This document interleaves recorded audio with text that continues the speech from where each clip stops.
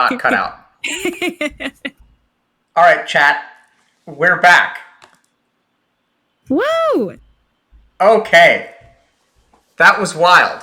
So we spent the last hour trying to find power, trying to get our power fixed, trying to do other things. And yeah, so we're back now. That was wild. So actually, I was just about to say, you did such a good job of like introducing me and like setting me up to be such an amazing person. But you actually haven't told us about you. Oh, me? Yeah. Oh, let's talk about me. Okay. Um. Ooh, there's a lot about me. Are you prepared, Dr. K? Get ready. Absolutely. Awesome. Okay. Yeah, I started streaming 2016. Wow. Before 2016, I was homeless. I graduated high God. school.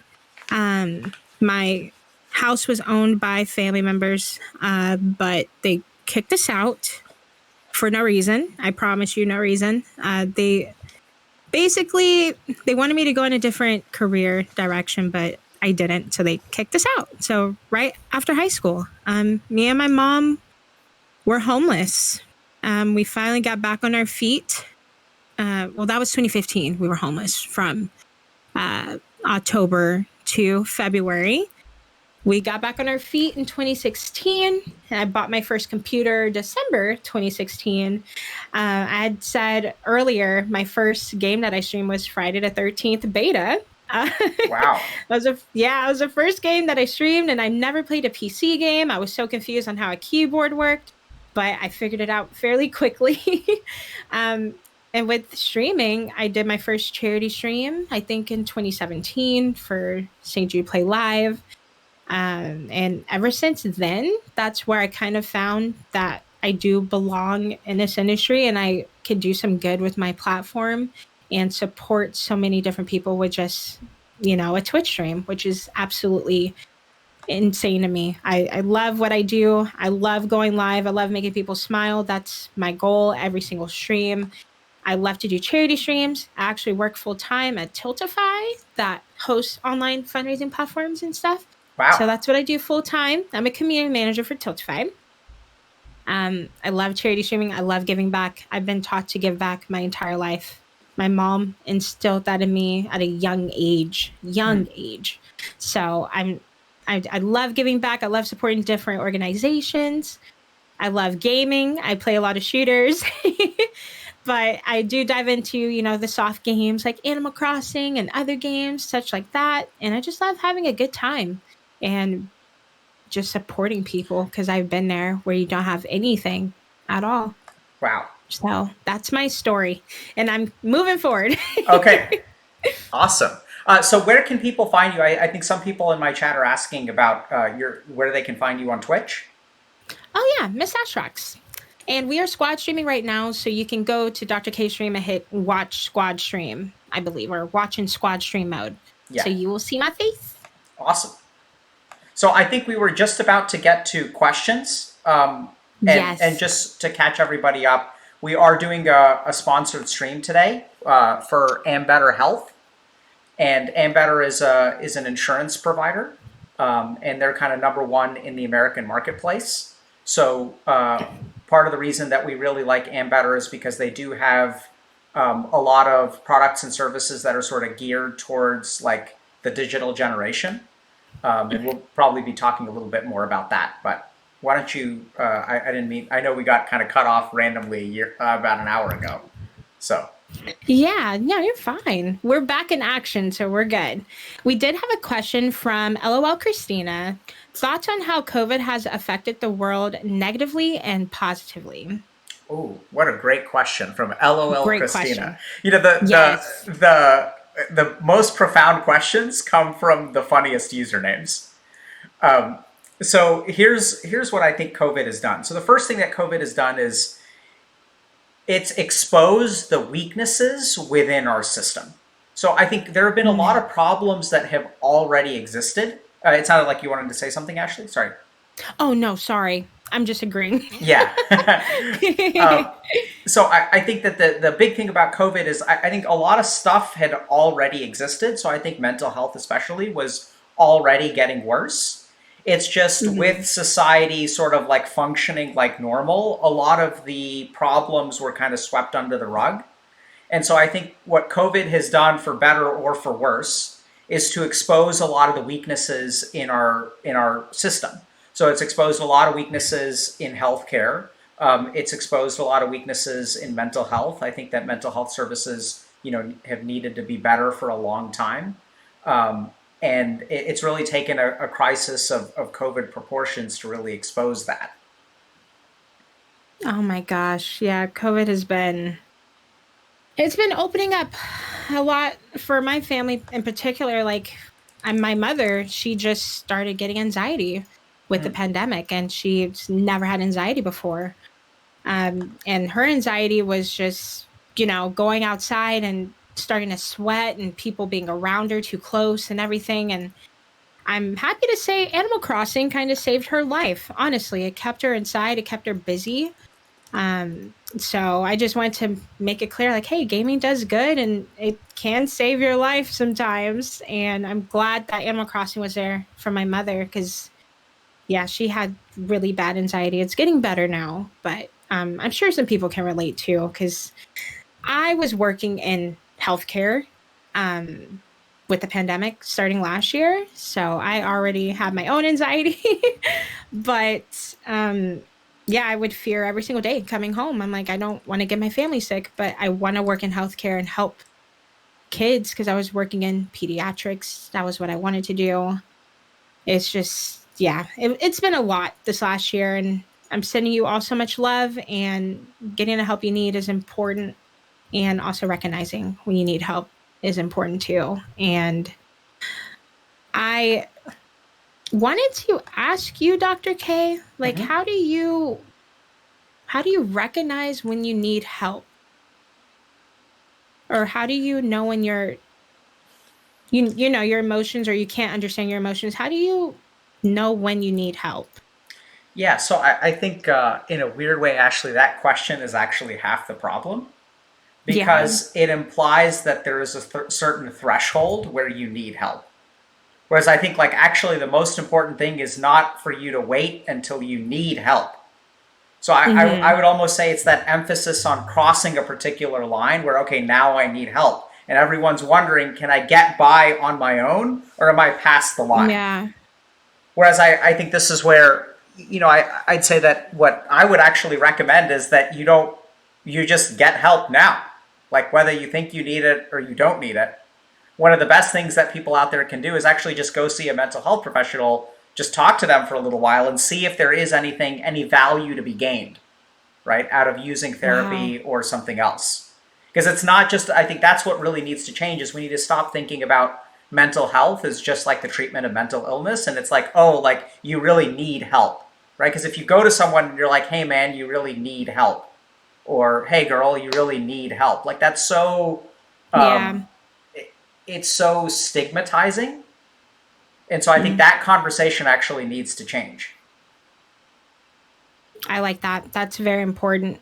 That's being proactive with your mental health, and I like that. I do think that is a problem, definitely in this industry too. Um, yeah, thank you for that, because so many people, they don't know, like, oh, I should only see a professional when I'm struggling, or when I have depression, or when I'm diagnosed.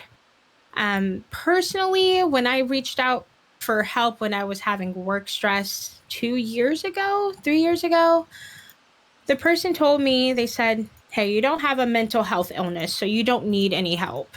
And to this day, I'm still upset about that. I'm like, I just wanted to talk to somebody and, get help before it gets worse. And I, I don't know if you've ever heard of experience about that before, but yeah, I'm still mind boggling about that now. And that's such a hard or horrible way to go about it. You should still give people the help that they want and at the time they need, not just not having a diagnosis. I don't know if you've ever experienced that, in particular, where people are hesitant just because they don't have a diagnosis or not. Yeah, I mean, I've definitely seen that where people think that the threshold to need help, as you put it, is being Mhm. diagnosed with something. But I think that part of what we're kind of dealing with and what we're seeing is that as okay, um, as the mental health needs of our generation evolve, uh, the old diagnoses may not fit. And so we're kind of creating a Mhm. situation where people have this idea that, oh, like, I don't need help unless I get diagnosed with depression or I get diagnosed with something, right? And once I cross that line, okay, that means that I really need help. But I think part of what we're seeing is that the experience of mental illness, the experience of mental suffering is changing. And I'm not Mhm. sure that what we all face today actually buckets very easily into, existing diagnoses. Yeah. Wow. Yeah, that's powerful. And again, like Dr. K said, just to reiterate, be proactive with your mental health. It's so important, especially now with this pandemic and staying inside. Just FYI, that is one thing you learned today during the stream. Yeah, and Thank you. Ashley, I want to just take this opportunity to just talk about Ambetter for a second because I think that Yeah. we don't oftentimes take sponsors on streams. Yeah. But I think part of the reason that we are really happy about this sponsorship is because Ambetter is really committed to sort of meeting the needs of like an evolving society, like evolving through COVID, Mhm. evolving mental health challenges for Yeah. young people. I think another big thing that we actually are really happy about is that Ambetter is really good at sort of delivering in the America's healthcare marketplace. So a lot of times people will need an employer to get their health insurance. And so Ambetter is actually like really good at catering to freelancers and other professions that in the digital world, it's not like you have a nine to Mm. five job anymore, even streamers, for example. And so I don't know, for example, as a streamer, whether you have a clear avenue to get health insurance, but I think that's one of the things that Ambetter does really well.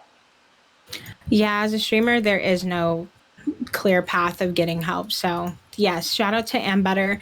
And we do have commands in chat, so you can check it out, check the marketplace out. And there are so many states, that they support in the country too. So, please check that out. Thank you, Dr. K. And we did have another question from Oliviosa.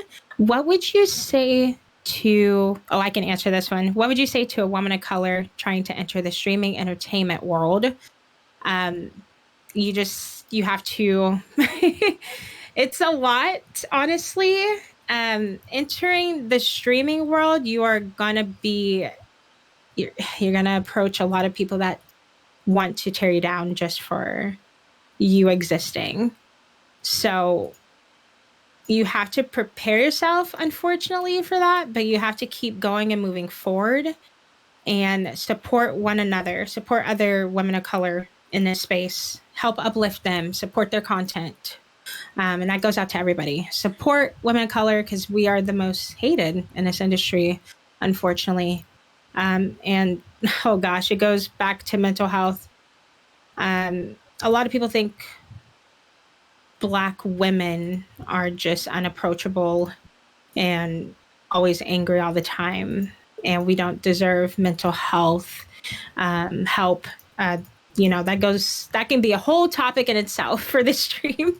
But don't let anybody tell you that you matter, your mental health matters, and take a break if you need to, because fighting in this industry just to exist can be mentally taxing. So you just have to take a break and then keep fighting and moving forward. All right. That was a question for me, Dr. K. Yeah, I was uh, actually, I really appreciated your answer, Ashley, and I was a little bit curious. I was wondering if you could share anything more about that if you felt comfortable. But, you know, not being a minority woman of color on the streaming platform, I imagine my experience has been different from yours, and I'd love to learn a little bit more about what it's been like for you. yeah. Um, Honestly, at the start of streaming, I didn't see other streamers that looked like me. Um, Black men or Black women or femmies, I did not see them. I saw a few, but I said, okay, I really want to stream so I can inspire other women, particularly women of color, in a space because honestly, okay, I streamed on my Xbox. I'm gonna say I streamed on my Xbox 2 days in 2013, and I was hate rated both days back to back, and that's when I told myself I'm never gonna stream again. I'm never gonna do this again. I don't belong here. People hate me just for existing, being black. So I said no, after all the all the things I went through, being homeless and everything, my mom said, "Buy your computer. You're going to do this. This is what you want to do. This is our lives." Unfortunately, that's the realness of it, you know. This is our lives. You're going to work through it. You're going to be okay. Cool. So I've been streaming, and at first we didn't have, those spaces that are safe for us, for black women. So I just kind of was out there on my own, doing my best. And slowly but surely, we started creating those spaces like Black Girl Gamers and so many other spaces like New War that support women of color directly. And just being there for one another and uplifting, that's how we get through our days, just supporting one another and communicating together because we're stronger together. And it seems like mainly people don't want to support us, so we have to support ourselves. It's really Wow. sad to say, but it's the truth. We're still a work in progress. So many brands are supporting black creators in a space and are doing so much of a better job now. Unfortunately, with last year's event, but we are doing better. People are recognizing us in the industry because we do exist, but they don't like to highlight us. So we're Hmm. always fighting every single day, in this industry to exist and to be a spotlight. Wow. And, yeah, so that's usually how it is. But again, if we didn't have one another, it would be a really, really, really hard time in this industry. But we just keep moving forward together. Wow. Thank you so much for sharing that. Mhm. Yeah, thank you. It's not a story you hear all the time, so I'm happy to share. All right. We did have more questions, Dr. K. Let's All go for it. right. Yeah, we have a question from Flippy Jam. I'm curious about what Healthy Gamer plans to do to help the autistic community or otherwise neurodivergent people that haven't been talked about. That's a great question. So I think my first thought is I don't know that what we're going to do to help the autistic community is homogenous. So my experience of Mhm. working with people with autism is that the needs are not all the same for people who are neurodivergent. And so I actually really like the term neurodivergent in that way because it's not like people with autism just need one thing, right? Um, so I think our approach with autism is just to treat them in a sense like we treat everyone else, which is that each human being in our community is going to have a unique set of circumstances and a unique set of challenges, and that what those people need. So, for example, you're a woman of color who is in a gaming space, so your needs are going to be like different from other streamers, right? And so my experience with autism is that, first of all, to acknowledge that your experience is going to be different, and then there are particular ways that you may need support. Um, Mm. I think that starts with something as simple as raising awareness to the challenges that people with autism face. So we've had people come on stream and kind of get interviewed who are neurodivergent. We've also had like we sometimes answer questions and things like that for people with autism. But honestly, I'd love to hear from our community what we could be doing better, because I think part of the challenge, and this is a big part of who we are at Healthy Gamers, it's not like I know by default what people with autism in our community need, right? It's for them to share with us, hey, here are the challenges we face, here's what we struggle with, and then it's our job to try to meet those people where they're at and kind of support them in the way that they need. That's perfect. Thank you so much, Dr. K, for that. I appreciate that. And I respect that you are open to listening to your community to improve. That is amazing. So thank you for that. And we had another question from Memento Moriarty.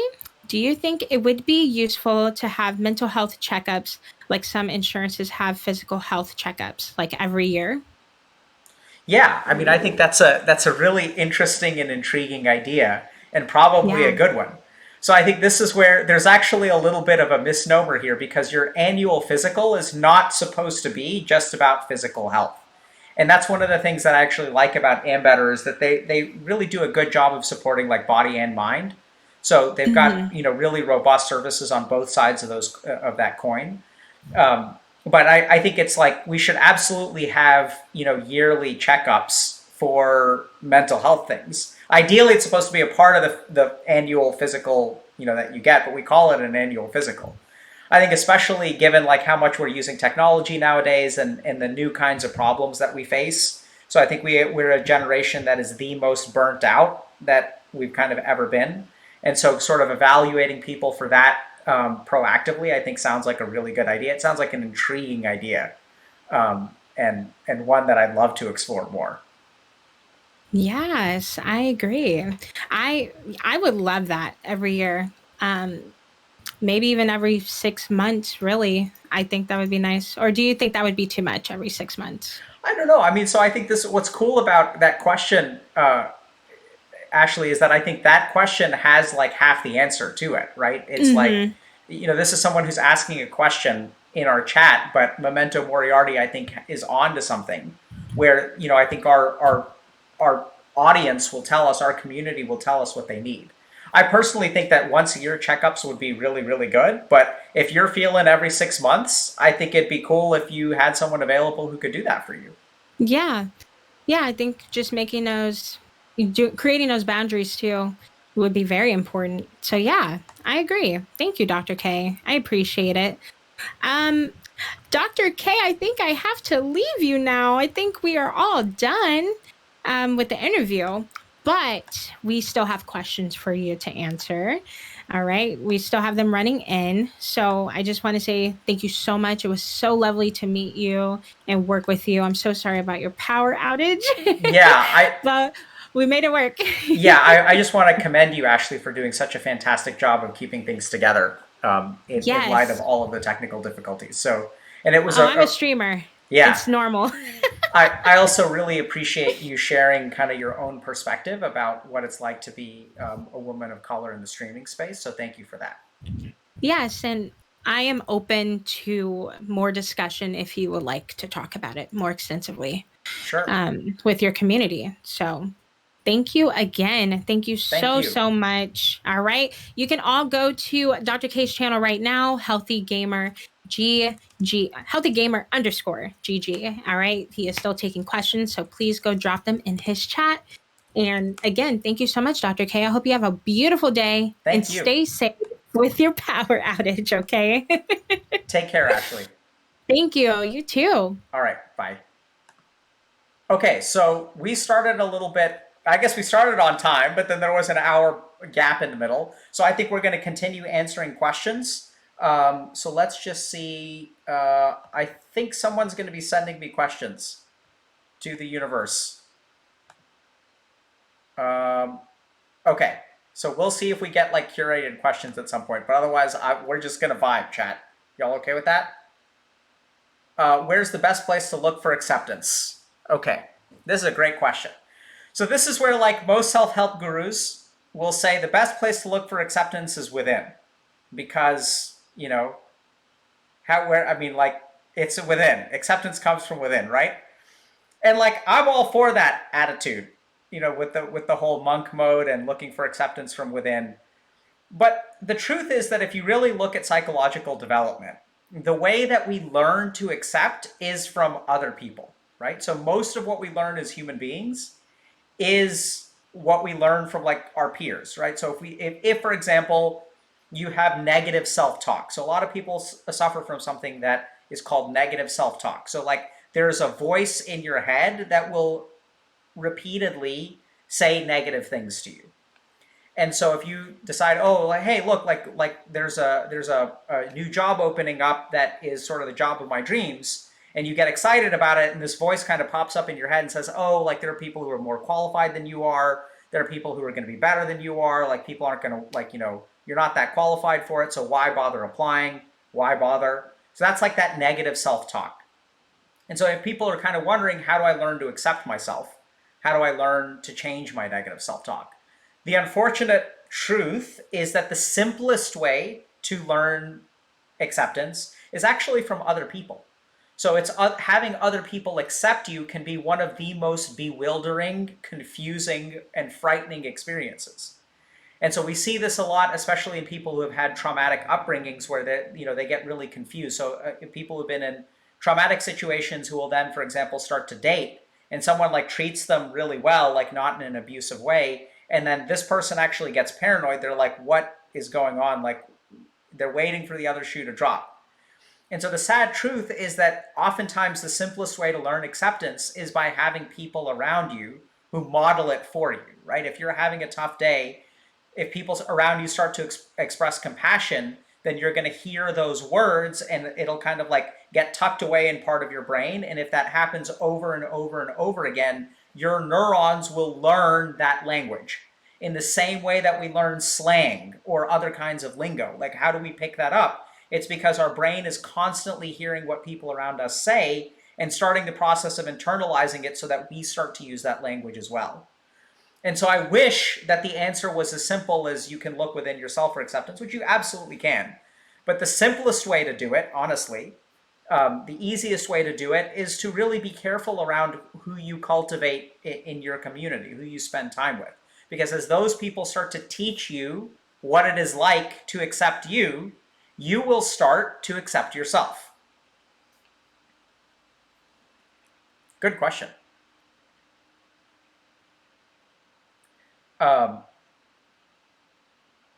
Okay, so that we've got another question, which is, how do you support your significant other with their mental health issues when you're doing long distance? So that's a great question.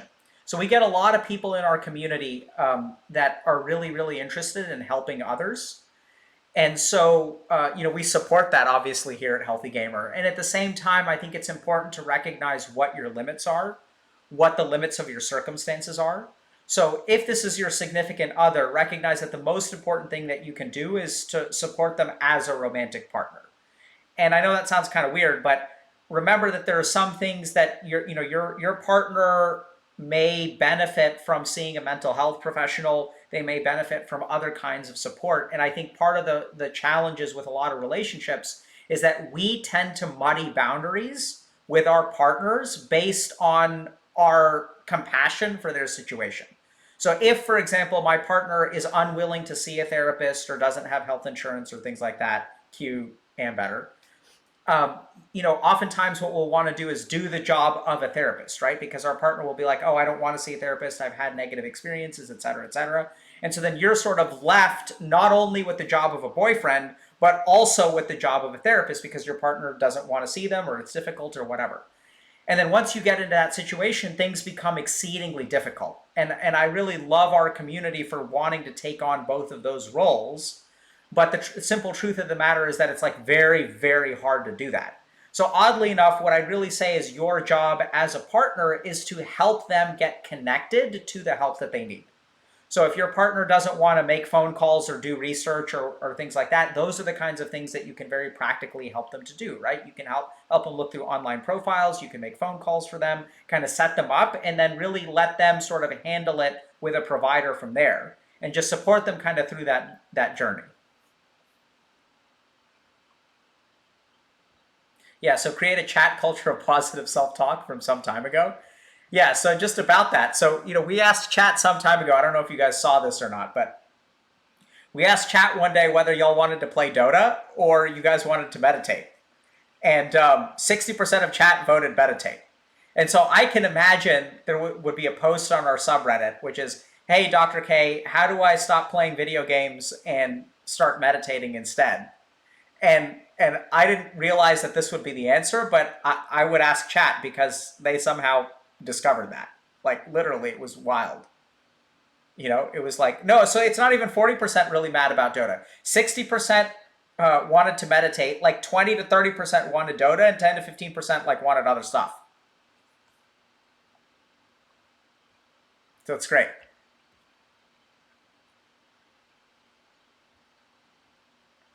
Okay. Streaming on phone. If only it were that easy. Oh, when's the UN thing? So I was on a panel with the UN Counterterrorism Division earlier today, and it was streamed on their website, so you guys can check it out. Someone's asking a question: how do you approach the dynamic in a marriage relationship knowing all the brain stuff as a psychiatrist? It's kind of easy. I don't approach it as a psychiatrist. So case in point, right? I was just saying that how do you support your partner who has mental health struggles? And my answer was basically you help them get the help that they need instead of being the help that they need.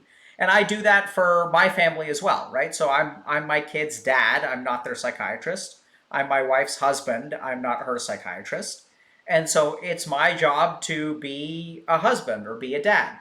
And so, for example, like as a mental health professional, like it's all about me, right? I mean, sorry. No. It's all about them as a mental health professional. Wow, talk about the Freudian slip of the century. But so, when a patient comes to my office, it has nothing to do with me. Like my needs become completely unimportant. It's all about the patient. And so in a marriage, it's actually like completely different, right? Because I get to have needs in a marriage. I get to have needs in a romantic relationship. So I'm so high on adrenaline from like driving across town and trying to set up a streaming thing so that we could do this stream, which people have been planning for months, and then we do this, and yeah, the F and F and high is real. Absolutely, chat. Now, the excuses. Oh my god, I've trained y'all too well, chat. Oh my god, you're recognizing the defense mechanisms of my narcissism.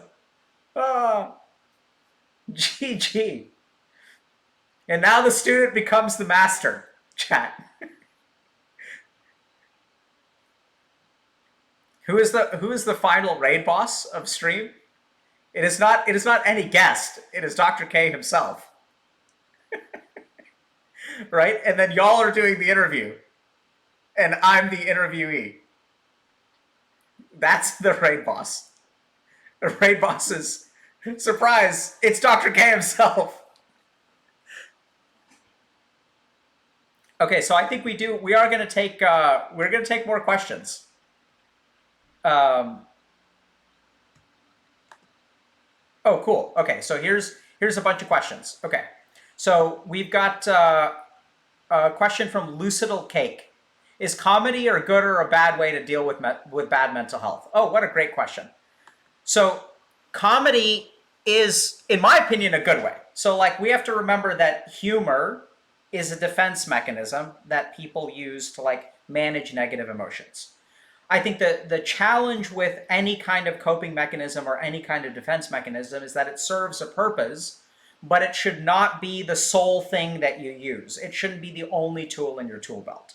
So comedy can be a very, very healthy way to deal with things. And there's the sentiment that sometimes it's like it's too soon, right? So like there are times where humor is inappropriate and can actually like negatively impact people's mental health. So good examples are, if someone is really struggling, cracking jokes about it can be incredibly invalidating. And at the same time, there are times where cracking jokes about it, if done in sort of a compassionate way, can be incredibly validating. So humor can be a very healthy way to deal with mental health. It can be a very healthy coping mechanism, provided that it's used properly. And there should be a limit to it, right? Because there's a time to laugh and there's a time to cry. And something that we do on stream is, we try to do both. And I think that it's really important to consider it as a big tool in our arsenal, but also don't over rely on it. So I think a lot of the toxicity that we see on the internet is because people don't know when to stop laughing, right? There's like a time and a place to like stop cracking jokes and like start paying attention and to take things more seriously. I know it is difficult, but have you ever considered think about expansion into other countries with our coaching program. Yeah, dude, we've already expanded into other countries. We're in like 65 countries. Okay, so next question. Forgiven Blade. What do I do if I feel out of place around your usual group of friends? Also, could the fact that they are into relationships and have good jobs and that I am 20 and they are 25 be a possible reason? Or is it something else? So this is a great question from Forgiven Blade. So the scenario here is that someone feels out of place with their usual group of friends. And it seems like their friends are older, so they're around 25, they have jobs and are in relationships. Is that part of the reason that you feel out of place? And I'd say probably, right? So our mind, the ego of our mind, the identity part of our mind, the Sanskrit word ahamkar is sort of what I'm thinking about, is very comparative in nature. And so if you have a group of friends that's in a different place, your mind is going to be making automatic comparisons. So for example, even in your 3-sentence question or your 3-line question, there's a lot of different comparisons that you automatically draw. So we have a part of our mind, which is our ego, which is going to make comparisons to our friends. If we're not careful and we don't really recognize what our mind is doing and we start making those comparisons without the appropriate kind of guardrails, we can start to feel very, very out of place with our friend group. Whereas I know it sounds kind of weird, but like it's okay to feel out of place with respect to age, with respect to relationships, with respect to jobs, if you are 5 years younger than them. And that's totally normal. But then the important thing is to set those things aside and then start to focus on, okay, why are these people my friends? For someone who is 5 years younger, maybe not in a relationship and doesn't have a good job, why do I hang out with these people? Why do these people hang out with me? And the interesting thing is as you sort of shift your attention from what sets y'all apart to what brings you together, that can actually enrich your relationship and make it even like feel better, right? Your relationship can really start to be full of appreciation because you're like, wow, despite all of these differences, we're able to connect on this really fundamental way. I'm really grateful for this group of people. And it's tricky though, because I think that those comparisons, you've got to be careful because it's okay for you to make them. Just acknowledge that you're making them and acknowledge that you're not in the same place in life that they are, right? You're 5 years younger. So you may not be in a long-term relationship. You may not be in a stable relationship. You may not have figured out your career. And as long as you kind of acknowledge that you're in a different place and kind of think about, despite those differences, how are we able to connect? You should be able to move forward in that situation. Okay. 319 asks, what is the best way to deal with unexpected changes like what just happened with the power outage? If this happens to me, I'd probably be anxiously sweating. Okay, great question. So what makes you think I'm not anxiously sweating, first of all, right? So this is why it's like really, really important to like take care of your mental health because you can't control situations, right? You can't control like literally. So at the place that I usually stream from, I signed up for 2 internet accesses. So I have 2 separate companies that have internet connections that go to my house. So a long time ago, my internet went out and then like I had to interrupt a stream. So I was like, you know what? XQC gave me a great recommendation. He's like, just get a second internet. And that way, if your internet ever goes down, you don't ever have to interrupt streaming. And I was like, okay, fine.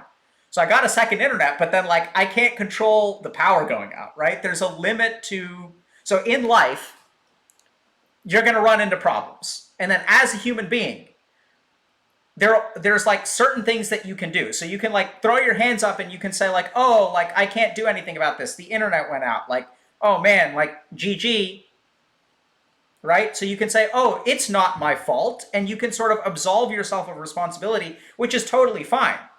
But at the same time, you're still not like achieving what you set out to achieve. And so then as a human being, when life throws you certain circumstances, the first question you should ask is, can I do something about this? And as best as you can, try to, set up a circumstance to where you can compensate for what life throws your way, right? Because life is not going to like go according to plan. Case in point today. And so, try to set up whatever you can to compensate. And at the same time, also recognize that no amount of effort you can put in will necessarily enable you to control life. And that's where anxiety comes from, right? So why is someone anxious? It's because they can't control everything. So like, what if this happens? What if I go to a party and no one talks to me? What if I go see a therapist and they don't think I belong there? What if I go see a therapist and I don't like them? What if I, whatever? What if? And then you can't control all those circumstances. So if that's the case, then you just got to kind of accept that, right? That you can't control everything, and then you kind of do the best that you can. So, the way that I deal with this, I was kind of like, okay, I guess we have to reschedule. And thankfully, my Kruthi was around, so my wife was around, and she's like, start making phone calls. Like, you got to be like on top of this. You can't let this slide. So I started making phone calls, started calling my friends to see like, hey, can I come over to your house and like stream, because I'm supposed to be streaming right now. And so life is going to throw, they're going to throw curveballs your way. Like COVID is like the mother of all curveballs. And the best that we can do as humans is recognize that we can't control everything. Sometimes things are not going to work in your favor, but as best as you can, take whatever actions you can, right? So it was like, oh, wow, like let me see what I can do. So it's like, okay, I'm going to grab a laptop. I'm going to grab this bad boy. For those of y'all that remember back when we streamed, oh, wow, it fell apart. Okay. Back when we streamed, the Yeti, the old school mic. And it's like, you do the work that needs to be done. Irrespective of what life throws at you, you do the level best that you can. And you recognize that it's going to be a little scuffed, right? Like, it's not going to be perfect, and that's okay. But are we going to give up just because life threw some circumstances our way that we didn't account for? Right? Okay. For starting with therapy, yeah, so just to sum up, yeah, I am sweating, and that's okay, right? So like, we're going to do the best that we can, because we came here to do a job. And that job is, I guess it's whatever we're doing today on stream. So it's like talking about Ambetter, who's on a mission for better, as you guys can see in the corner, right? So we're here to talk about health insurance a little bit, talk about mental health, and that's like the job that we have to do. There's a lot of good questions that need to be asked, so we're going to ask them and we're going to answer them. Why do I like Ambetter? Yeah, it's a good question. So I don't know if you guys, I guess you all know this. So we don't oftentimes take sponsors, right? But the truth is that we get so many questions from our community about finding therapists, because that's not something that we do at Healthy Gamer. And so we've been looking for, really the right kind of sponsor. And what we really like about Ambetter are a couple of things. One is that they have a very good emphasis on mental health, which is something that, our community cares a lot about.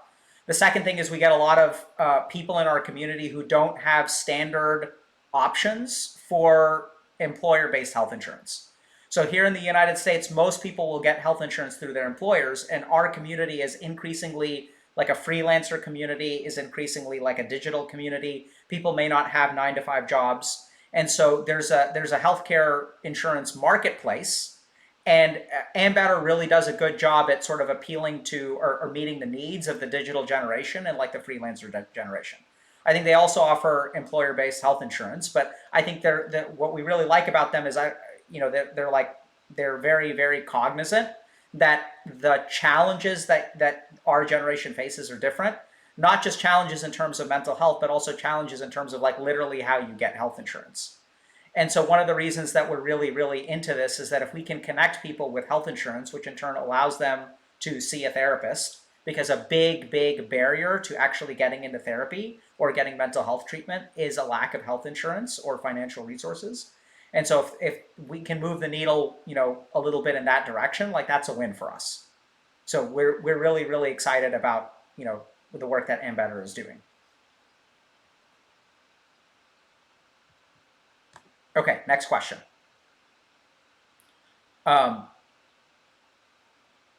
Is it normal to live your life through your emotions? Oh, no, hold on. Sorry.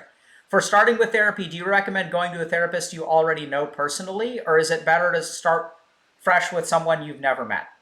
That's a great question. So I think the short answer is it sort of depends. So I don't know what you mean by know someone personally. So if you have like a personal relationship with a therapist, you shouldn't have that person be your therapist.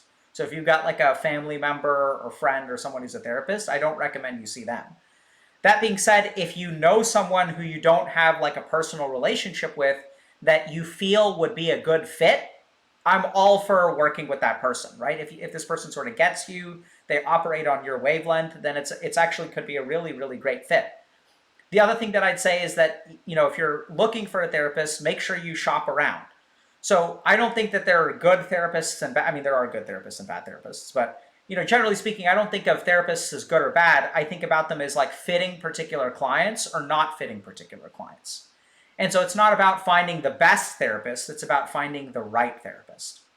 I'd also highly recommend that, if you've been working with a therapist, it's totally fine to switch and kind of find someone else, right? You can work with someone for a year or two, get to learn kind of like what they have to offer, internalize a lot of what they teach, a lot of the support they provide, and you may get something more from a different kind of therapist. So it's sort of like, even if you've got one therapist that you have a good relationship with, it's totally fine to try working with someone else. And if for no other reason than to make you appreciate how good of a therapist you've already had, right? And then you can even go back to the first person and really kind of like be like, okay, so this is the person for me. And so it's really, I'd say like, as long as there aren't, interpersonal boundary issues with the therapist that you already know, if you feel like they're a good fit, go for it. Otherwise, find someone and go the fresh start route. Sounds great. Is it normal to live your life through your emotions? So Miniature Design Sweden, that's a cool name, is asking, is it normal to live your life through your emotions? I use absolute truth and logic as main value. Social interactions can be weird sometimes. Do I explain myself in with emotions to connect, or can others understand? Okay. So this person is wondering, is it normal to live your life through your emotions? I use absolute truth and logic as the main value. So social interactions can be weird sometimes. So do I start like communicating with emotions, or do I let my emotions play a role, or things like that? So it's a great question. So here's my question to you. How do you know what absolute truth and logic are? What is it that determines truth and logic? Right? Like, do people have a sense? So this is the big problem with people who, that I've seen, with people who emphasize truth and logic. So your perceptions of truth and logic are going to be formed by your brain, right? And your brain is going to have emotional circuitry. And I don't really know, I've never seen, a brain scan of this person, but I would imagine that the emotional circuits of your brain are active because they're active for every human being. And the really tricky thing that I've seen is that oftentimes people who believe they're thinking logically are actually thinking emotionally. They're just blind to the emotion. So we see this a lot in our community where people are alexithymic, which means that they are colorblind to their emotion. They're unaware of the experience of their emotion.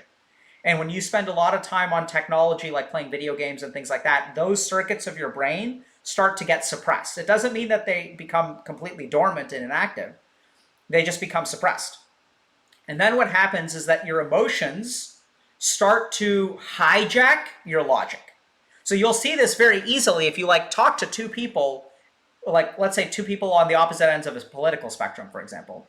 They will both believe that they are very logical, and they'll believe that they're objectively correct, whereas the truth is that it's more complicated than that. So a lot of times, even if you have an argument with your significant other, you believe you're logically correct, they believe they are logically correct, and the skill at argument does not make you more logically correct, right? Just because you're better at arguing doesn't mean that you are actually more correct than the other person. It just means you're skilled at debate. So it doesn't actually make you objectively more correct. So the truth is that the human brain is subjective in nature. That's just how it works. So we can have things like science and logic and things like that. All those things are wonderful.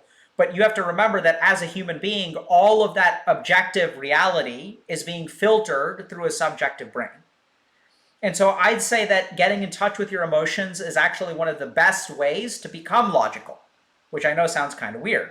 But once you recognize that, oh, I'm feeling angry right now, that anger is going to affect my conclusions, I can then step away from those false conclusions and move closer to correct conclusions. So I'd say that getting in touch with your emotions is a huge, huge part of actually like living very authentically and actually living logically, because you can't really know what is logical unless you know like what is emotional and are able to account for that. I hope that made sense. So great question from Miniature Design Sweden. Okay. So good luck, have fun, pledge Dr. Truder.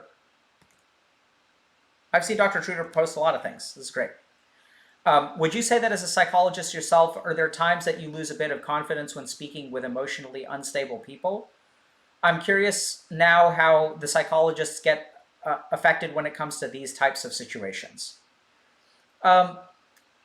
So that's a great question. So do you lose confidence when speaking with emotionally unstable people? How do psychologists get affected by these situations? So the first is that I wouldn't say that talking to emotionally unstable people is what causes me to lose confidence. So let's just understand this for a second. So confidence doesn't really have a whole lot to do with the outside world. It has to do with my esteem of my abilities. So I know that sounds kind of weird, but even if I'm dealing with someone who has, let's say, a low likelihood of me being able to help them, it doesn't mean that I'm not confident. It just means that I acknowledge logically that I may not be able to help this person, right? So let's move away from mental health for a second and look at like, cancer medicine, like oncology. So my experience as an oncologist may be that I have a patient who's terminally ill and I may not be able to save their life, but that doesn't necessarily affect my confidence as an oncologist, right? That's just an acknowledgement that sometimes they're just very, very ill and like we just sort of have to accept that. What I found affects confidence is not necessarily the severity of the person you're dealing with, but your own assessment of your capabilities, right? So it's like confidence is really about my own self-doubt. And what I tend to find, interestingly enough, personally, is that it's challenging situations that bring out the best in me. So when I'm dealing with someone who's very, very emotionally unstable, as you put it, that a lot of times I found something kind of strange, which is that, a lot of actually psychologists and psychiatrists will sort of, send patients who have addictions to addiction specialists, and they sort of don't handle the addiction themselves, which is totally fine, because I think it's fine to kind of specialize and become an expert in one thing and then offer, your patients the best quality of care in the thing that you're good at. But what I really found is that I really enjoyed working with people that other people found to be difficult patients. So these are people with personality disorders, addictions, people who are very unstable. And I really found that like these are the people that, I'm on this earth to help. And so like I've got to do my best. And the more that I sort of make it about them instead of making it about me, right? Cue Freudian slip from a little bit earlier, that I'm here as a resource. I don't know if I can save this person's life. I don't know if I can help this person. But whether they're emotionally stable or unstable, I'm going to do my best as a human being to help this other human being. And the more that I take that attitude, the more my confidence tends to improve, because it's not really confidence, it's just sort of an acknowledgement that I'm human. I'd almost call it, an acceptance of humility more than anything else, which is like, I may not be able to save this person, but am I willing to try? And that's the question that I ask myself. As for how do psychologists deal with this sort of thing, thankfully, as part of our training, we are trained in how to handle the emotions of people who are struggling in some way, right? So we're trained to sit with people who are suicidal. We're trained to sit with people who are manic. We're trained to sit with people with trauma. And it can be very, very difficult, but it's like part of the training that we get, right? So it's not like, we're just kind of going in blind. We have a network of, when you're training, you have supervisors, for example, that you meet with on a weekly basis, and you talk to them, hey, I struggled with this patient today. I struggled with, this particular situation. I don't know what to do. I feel like I can't help them. And then we get a lot of emotional support from our colleagues and supervisors, and then we kind of learn how to manage those emotions. So the management of your emotions is absolutely a skill that can be learned. And there have even been studies that suggest that emotional skills training correlates with improved GPAs. So even like if you teach a group of kids how to manage their emotions, their grades actually go up. which is really fascinating. And we've been trying to figure out from our coaching program, how is it that we're able to help people? And I think a big part of what we do is help people, with that EQ dimension. So that's one of the studies that we're running right now.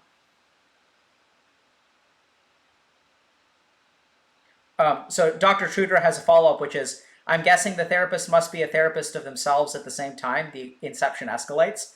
Absolutely. You can totally get in your head, but a lot of therapists will have their own therapist, right? So I'm going to take all of my mental stresses that I'm sitting with my patients over the course of the week, and I'm going to spend 1 hour with my own therapist sharing my thoughts with them and sort of mentally decompressing and taking care of myself, right? Which is why therapy is like actually really fantastic.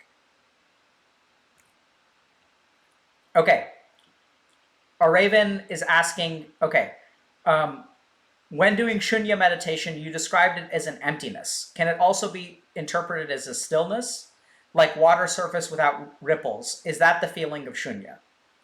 So great question. Just to give people a quick kind of background. So shunya is a Sanskrit word for void or zero.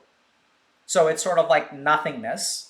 And there are some meditations which are aimed at cultivating the sense of nothingness. And it could absolutely be described or interpreted as stillness. And this is the challenge with trying to use words to describe meditative states, right? So like a state or an experience, like let's say delicious. So delicious is a word. I know what delicious means. Y'all kind of know what delicious means, right? Or you know what delicious means, but it means your version of delicious. And I have my version of delicious. So the experience of shunya may be interpreted, some people may decide, okay, stillness is actually the best word for this. I kind of like the word void. Like I understand why it gets translated as zero, void, nothingness, or maybe even stillness. Right, because those are all different words, but there's like some essence of experience between all of those things, which is shunya. Cool question. Memento Moriarty is asking, you think mental health will be part of automation? Yes, that's fascinating, right?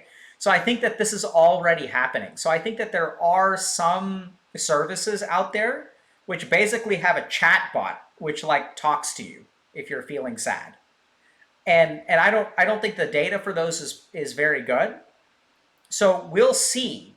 So we do know, for example, that online cognitive behavioral therapy, which is like almost like an educational module. It's not education, it's actually technically therapy. But that online CBT is in some clinical trials just as effective as CBT with a human live therapist.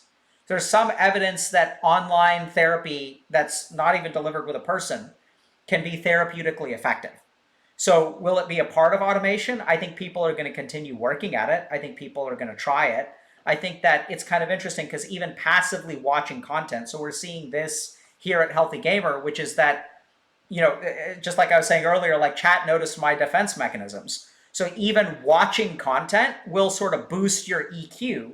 And so it may be very possible that that process can be sort of automated or compiled into some kind of educational content which will have some kind of clinical or therapeutic benefit. So could it be automated? I think you can get something out of automation, but there's still a part of me that sort of feels that there's no substitute for like a human being. So I think at the end of the day, and I may be proven wrong, I'm not saying that I'm absolutely correct here, but it's been my experience that there's something about the subjective experience of humans which computers can't capture. Case in point, shunya. Can a computer ever understand shunya? Can a bot ever understand shunya? And my guess would be no. And so as a result, I think there's something that human beings will always be able to offer each other that maybe an electronic device cannot. And we sort of see this, right, with the evolution of like mental health, which is that we have so many resources for mental health. We have so much stuff, all over the internet for mental health. And yet, despite the highest understanding of the field of mental health that humanity has ever had, mental health problems are actually getting worse across the globe. So it sort of suggests that as technology actually advances, we're seeing an interesting correlation with worsening mental health. So will automation be able to fix that problem? I suspect not. Fascinating question, though. Okay. As a clinician, do you experience empathy or compassion burnout? How do you manage this? If you don't experience this personally, how do you address this issue more broadly? So, do I experience empathy or compassion burnout? Rarely is what I would say. So, I think I'm lucky enough temperamentally, plus some amount of yogic training for a few years, to where I tend to not get quite as affected as some of my colleagues do by some of the work that they deal with. Doesn't mean that I don't get affected, but I think I'm relatively lucky in that way. I also think that there are a lot of practices you can do to cultivate compassion and prevent burnout. So the first thing to understand is the relationship between compassion and burnout. So a bunch of studies basically demonstrate that the first thing to go when you feel burnt out is compassion. So before you see a dip in your productivity, before you see a dip in other dimensions like communication skills or things like that, attention, before you see a dip in any of those things, even things like the ability to sleep, the first thing that tends to go when people are burnt out is empathy and compassion for other human beings. So when you are burnt out, the first stage of burnout is basically like, I don't have time for other people. You need to like focus on yourself, right? And if we kind of think about, who feels burnt out, it's people that are overworked, where things aren't working. You're kind of stressed out. So the first phase of burnout is actually like not like any kind of problem with your performance. It's like, I don't have time for other people. And so we see a decrease in empathy and compassion. So how would I address this more broadly if people don't have, I was lucky. I got to spend, 7 years studying to become a monk and got to travel around India and visit South Korea and Japan and all that good stuff. So if people don't have those options, what should they do? So I think this is where it's very, very important to be aware of what drains your battery. So I think about, willpower, burnout, call it whatever you want to, like energy is sort of like a mana bar, right? And you have to be super careful about what drains your battery and what refills your battery. So let's just use video games as an example. So video games are a good example. If you have a mana bar that has 100 points and you're drained pretty low, video games can actually give you some mana back, right? So if I'm having a very, very bad day, I can sit down and play games and it'll actually help me feel better. So video games can help you to move from, let's say, like 15 to 30. The problem is that they don't help you move past 30. In fact, they're going to always move you to 30. So if you're at a 50, if you're at a 60 and you play a bunch of video games, it's actually going to drain you down to 30. If you've just been through a super traumatic experience and need some time to like empty your mind, we even had an interesting stream the other day where we talked about the health benefits of playing Tetris after a traumatic event. That can actually like give you some mana back. So there are a lot of interventions that we have which we feel help us, and they do help us, but they only help us to a point. And if we over rely on them, what they actually start to do is prevent us from getting even better. So if you want to address burnout in a broad sense, I think the most important thing is to understand, okay, what's draining my battery and what's refilling my battery. Other examples of like things that people don't really think about is like personal relationships. And it could actually be that the friends that you hang out with are actually draining your battery. It could be that your family members who you feel entitled to help, right? Oh, they're my family, I have to help them. And in helping them, you actually sabotage yourself, right? So if you have some family members who, for example, are not as independent as they should be, rely on you too much, you've sort of created this kind of toxic environment where they won't do something for themselves and you have to do it for them. So I see this a lot in my culture where sometimes, men in my culture like won't feed themselves. And so women in my culture will like go crazy trying to feed the men. And so there are some kind of social norms which can get propagated not only culturally but also within a particular family unit. And so be careful about, does taking care of my family, does taking care of my friends, does actually like supporting my significant other who has their own mental health problems, does that drain my energy? And so people are oftentimes very surprised at what they do that actually drains their energy. So I think the first thing to understand is what is it that drains your energy and what is it that recharges you? And to start to craft within your life on a day-to-day basis things that will recharge your battery, because someone else is going to drain it. Something else is going to drain it. So this can be really, really simple stuff like vitamin D exposure, right? So vitamin D is very, very good for mental health. It's very good for mood. It's very good for your skin. So sun exposure, going for walks, taking showers, eating light and healthy food can be really, really good to recharge your battery. Eating comfort food is another one of those things that can recharge your battery, but only up to a point, right? So like the first, piece of biscuits and gravy, like the first meal of biscuits and gravy that you eat over the week is going to give you a plus 30. Each subsequent meal of biscuits and gravy, each subsequent biscuit is going to be a minus 10, right? So be careful about what recharges your battery and what drains your battery. Okay. Great question from Ezzy YRM. All right. So C. Jarver. Every instinct in my body says don't socialize, but my mind and feeling says start socializing, or else you'll just spiral into loneliness and miss out. What do? Great question, man. Or I'm assuming you're a man, but great question, person. So C. Jarver is saying that every instinct in their body is saying don't socialize. But they kind of feel like, I got to socialize, otherwise things are going to get out of control. So let's start by understanding what is that instinct in your body and what is your mind? Like, why are there warring parts to you, right? That's kind of weird.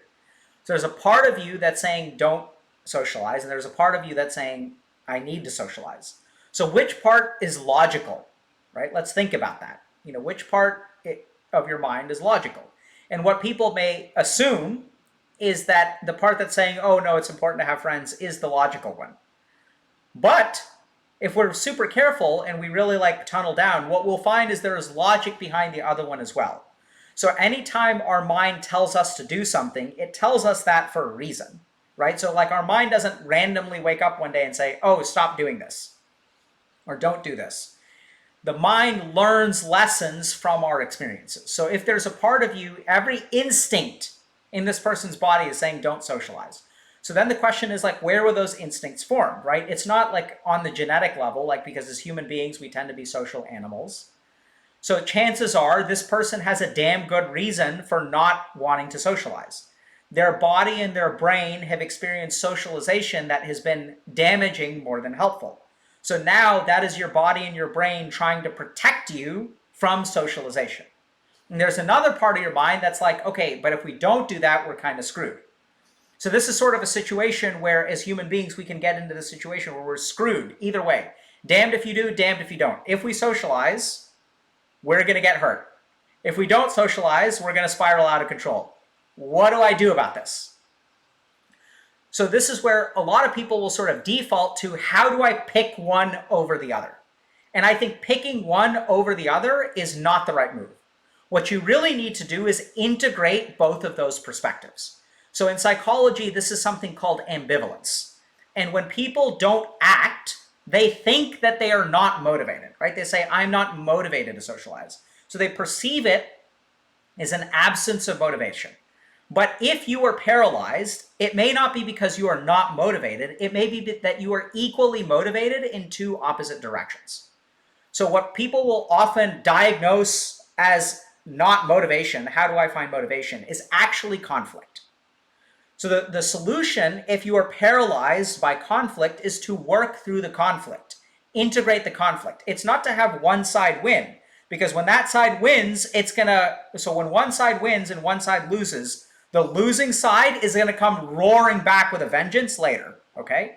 And so if you guys, just to use this example, the one that C. Jarver was sort of saying, so let's say that he browbeats the part of him that doesn't want to socialize. He browbeats his instincts. And he's like, screw you, instincts. We're going to go socialize so that we don't spiral out of control. And then he or she forces themselves to go socialize. And then they have a bad experience. What happens? Let's say they have a good experience. Great. They go again. Great. Third time around, they have a bad experience. The part that they browbeat into submission comes roaring back. And now it's an instinct, right? It's not even a formed thought. It's not a logical thought. It's like the part of your body that says, I told you so. I told you so. And it goes down into the body. It feels physical. You have trouble getting out of your chair. You have trouble physically walking out of your house. You feel super paralyzed and sweaty and don't want to do it. So anytime in your mind that you conquer one thing at the cost of to the benefit of something else, the part that you conquer is going to come roaring back, which is why you end up in this situation in the first place. The flip side is also true. Let's say he gives into his instincts and he shuts off the part of his mind that says, oh, go socialize. You need friends. You need friends. If this person gives into that part and gives into the instinct, that thought, oh my God, your life is going to spiral out of control. Oh my God, you're screwed. Oh my God, you're going to be alone. Oh my God, everything is going to go to hell. That part is going to come swinging right back, right? It's going to come at you twice as hard. And that's where the thought comes from.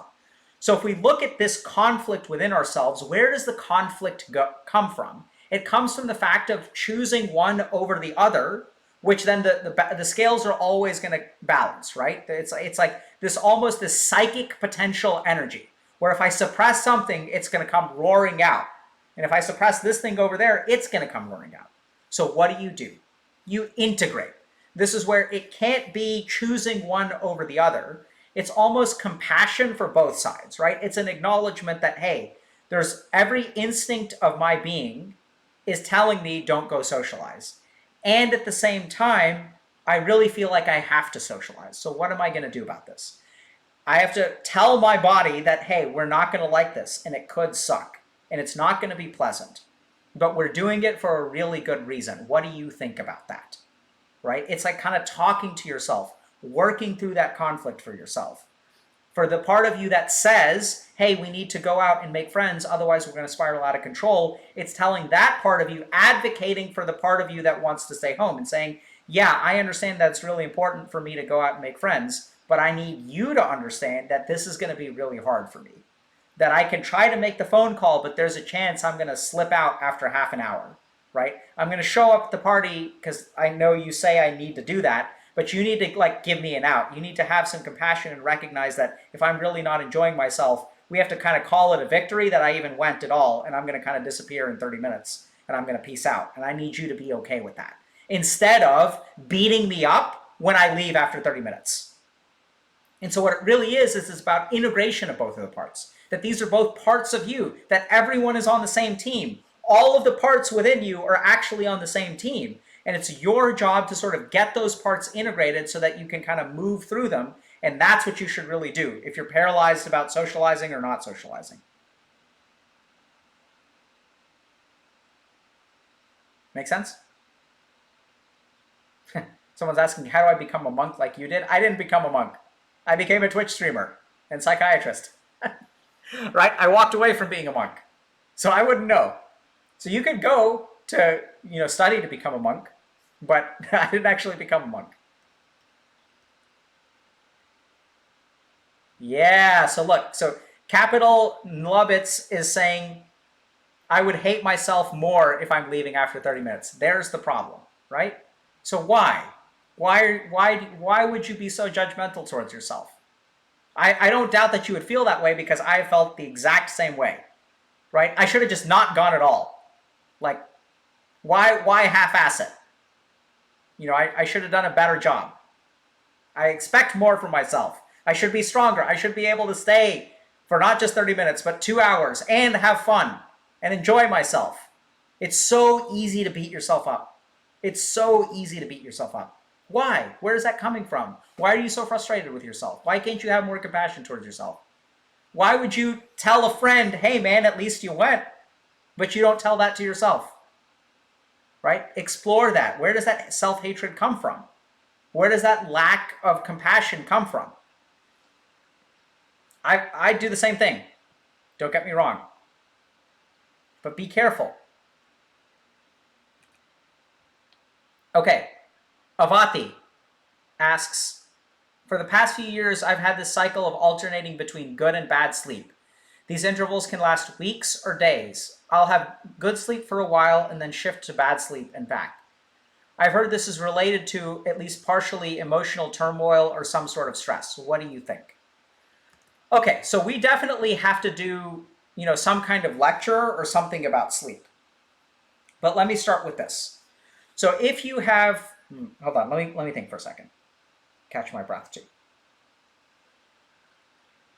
Maybe get some water. Okay, chat, I'm going to grab some water. I'll be right back, and then we're going to answer this question about sleep, right? So I want you all to think a little bit about, okay, if you go through cycles of good and bad sleep, what's going on? Let's try to unpack that when I get back. 2 seconds.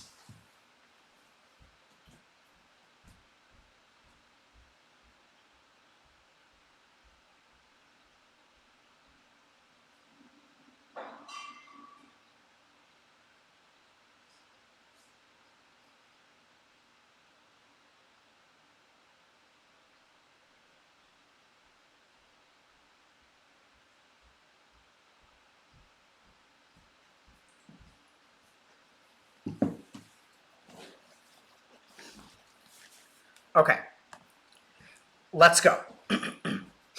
So the first thing to understand is that if you're having trouble with sleep, there are medical causes for insomnia and non-medical causes for insomnia. So if we're thinking through your approach to sleep, the first thing to do is actually get a medical evaluation, because there may be things that are treatable. Okay, so for example, sleep apnea affects 10 to 15% of the population and can lead to people feeling very tired during the day. So they may not experience insomnia, so that's not necessarily the best example, but people with sleep apnea will sleep 8 hours, 10 hours, and they'll feel tired all day long. And they don't realize that they're actually living life on hard mode because they're just like not sleeping well. So in that same way, there are other things that could be causing, like medical causes for lack of sleep. So you may have a thyroid imbalance, for example, which can interfere with sleep. You may have other kinds of hormonal imbalances. You may have something called a circadian rhythm disorder, which is where your body's clock is like shifted to a different time. So some people with circadian rhythm disorders describe themselves as night owls. And so there are particular treatments for that as well. So the first thing, if you're having trouble with sleeping, is to get some kind of medical evaluation. So and that medical evaluation can be from a medical doctor or something like a psychologist, right? So I'd start with a medical doctor, and if they sort of, evaluate for the standard stuff, then I'd consider seeing someone like a psychologist. There are cognitive behavioral therapy interventions for insomnia and things like that. So then you kind of go like the physical health route or the mental health route. But then the other thing to kind of think a little bit about, even in the non-medical route, and psychologists may be able to do this with you, but in the non-medical route, there's also like just a bunch of stuff about understanding sleep, right? So if you have cycles where you're sleeping well or not sleeping well, the first question is like, what is the nature of not sleeping well? Is it difficulty falling asleep? Is it difficulty staying asleep? Is it dreams? What kind of stuff is going on in terms of when you say you have bad sleep? So you have to start by differentiating between like what kind of bad sleep are you talking about, because they will have different kinds of interventions. So just to give you guys an example, so there's a sleep medication called Ambien, which is what's the generic name? I'm blanking for a second. It's a benzo analog. Oh, Zolpidem. Okay. So there's a medication called Zolpidem, which gives people the perception that it like helps them sleep all night. Whereas studies show that really all Ambien does is helps people fall asleep. So it increases the actual amount of time that people sleep by about 30 minutes. But it really helps people fall asleep. So if your trouble is in falling asleep, there are some interventions that can work for that. There may be particular meditations you can do. There may be particular kinds of anxieties that keep you from sleeping. So it's sort of like the falling asleep phase, which is different from some of the other phases. So when people say bad sleep, like what is it? Is it like a scheduling thing? So it may not even be falling asleep. It may be that your schedule gets disrupted. So this happens a lot in the gamer community where people will like their sleep slowly gets screwed up over time. So it's like you work really hard to reset your sleep. And then what happens is like, you stay up super late one night and then you like wake up late the next day. And then since you woke up late, like you're kind of shifted a little bit. And so now it's like that now you fall asleep late again and then you wake up later. And then like before you know it, you're like waking up at noon or 1 o'clock and you're like sleeping at like dawn or something like that, right? So your sleep schedule can get off track really, really easily. And so then the question is like, well, what do I do about that? It's not necessarily that I'm having trouble falling asleep. It's that I don't go to sleep, right? I don't even go to bed. Like that's a whole different problem. And this is also where it's like, it's not insomnia. It's just like you're not going to bed on time. And then the question becomes, okay, well, why aren't you going to bed on time? Well, I get caught up, watching this or playing that or whatever. So the point is that if you're talking about, good sleep versus bad sleep, it starts with a lot of specificity to what is the nature of like why you're doing this, right? Where does this pattern come from? Where does the sleep disruption come from? And there could be medical causes. So for example, depending on, even things like, menstrual cycles and things like that, those can absolutely mess up sleep. I've worked with a lot of women who are also gamers who will work really, really hard, but something about their menstrual cycle makes it so that they're more vulnerable to playing video games. So they're just feeling like crap, right? So since you're feeling like crap, video games make you feel better, and then you end up like gaming longer than you should, then you have difficulty sleeping. When you close your eyes, you see Dota images. I don't know if you guys have ever done that, where you play a game so much, every time you close your eyes, you can like see the game. So there's all kinds of different intersections between physiology, habits, all that kind of stuff. So a couple of key tips about sleep. The first is that unfortunately, sleep hygiene works really, really well. And what I mean by works really well, you may say, why is that unfortunate? It's because like that's oftentimes the answer is you just got to get like hygienic about it, right? You got to, you can take pills if you want to, but the truth is that you should use, your body's habit forming circuitry for your advantage. So what this means is very practically like, for 2 hours before bed, no screens is really, really good for sleep. I know that feels impossible in this day and age. And then people ask me, what on earth am I going to do without a screen for 2 hours before bed? And this is where the answer is really simple. It's all the stuff that you should be doing. All the stuff that you procrastinate on because you're on your screen, right? So like, what should you do for 2 hours before bed? Like just all the regular stuff. You can get so much done. You can do your laundry, you can wash your dishes, you can do meal prep, you can do some yoga, you can meditate a little bit. And this isn't like, people assume that staying off your screen means entertainment. So like, oh, like get a book. And then you sit there, you got a dopaminergic brain, and you sit there at like 9:30 and you open up a book and like, it's just not going to do it for you. So I'd say like, be up, like, and then you're like on your book and you're like, okay, like, where's my phone? Right? So it doesn't have to be entertainment. That's where a lot of people kind of get like stuck. So this is like, go clean your bathroom, like take a shower, like do some yoga, cook something, clean something, sort through your mail, all the crap that you normally should be doing. Or even like go grocery shopping, like go grocery shopping at 9 o'clock at night if you can. Just do something for a couple of hours before bed. The other thing is to use your bed for primarily sleep, right? So don't play games in your bed, don't game in your bed, don't be on, no phones in bed. Another huge rule. Keep your phone at the opposite end of the room. If someone calls you because of it's an emergency, it doesn't need to be by the bed. It needs to be at the opposite end of the room. Bonus points if you set your alarm on your phone and it's on the opposite end of the bed, because then if you set it right next to you and you just turn it off, it's like GG, right? And so this is where a lot of people will be like they'll set up all these drastic measures to force themselves to wake up. They're like, I'm going to set 3 alarms. And what do? You just turn all 3 of them off and then go back to sleep. So the key to setting a good sleep schedule is not screwing over future you, right? That's what people like to do. They're like, I'm going to screw over future me. I'm going to force future me to wake up by setting 13 alarms. I'm going to force future me, I don't know if you guys did this, I'm going to force future me to wake up by having an 8 a.m. class. Dr. K, his freshman year of college, signed up for an 8 a.m. Spanish class that I promptly failed due to a lack of attendance. So you're just screwing over future you. It's not going to work. Stop screwing over future you. Help out future you. How do you help out future you? By staying away from your screen for 2 hours before bed, by exercising a little bit before bed, by eating a healthy meal, by cleaning something, by learning how to read, by getting an audiobook. Stop screwing over future you. Because so far, what most people's solution is to insomnia and a lack of sleep is to try to screw yourself into a... thanks for the gifted subs, Ambetter Health. It is trying to screw over future you. I can't tell if I'm striking a chord with whoever is running the Ambetter Health account. Maybe we're striking a chord. So just a reminder, everyone, that this is a sponsored stream. So we are this stream is being sponsored by Ambetter Health.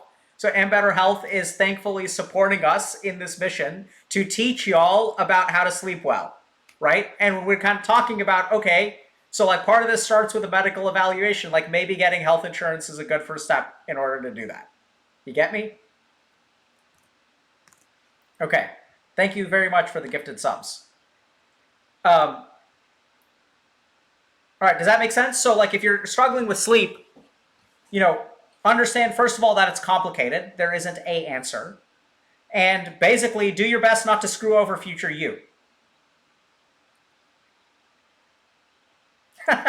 So Chi Chi Meow Meow is saying, honestly, I'm too late for bed right now. I hear you, Chi Chi Meow Meow. Right? So that's perfect.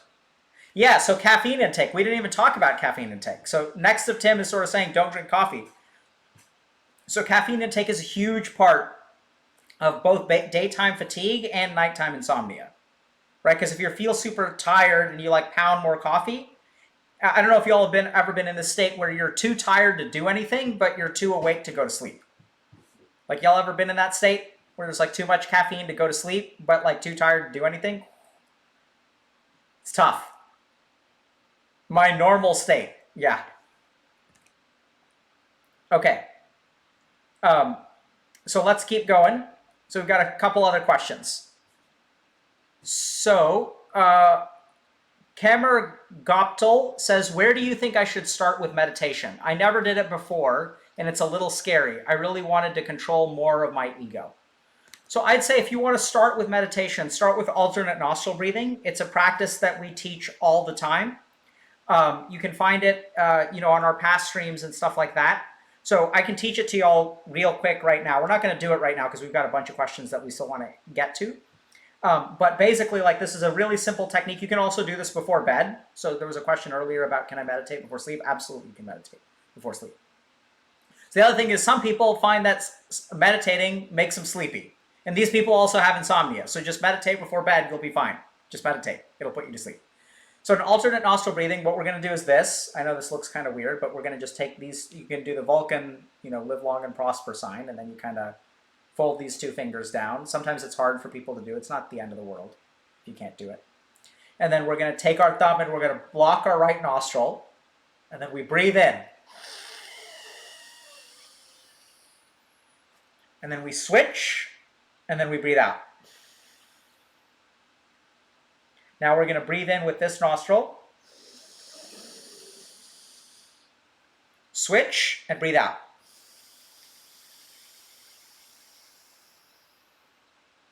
In with the same nostril,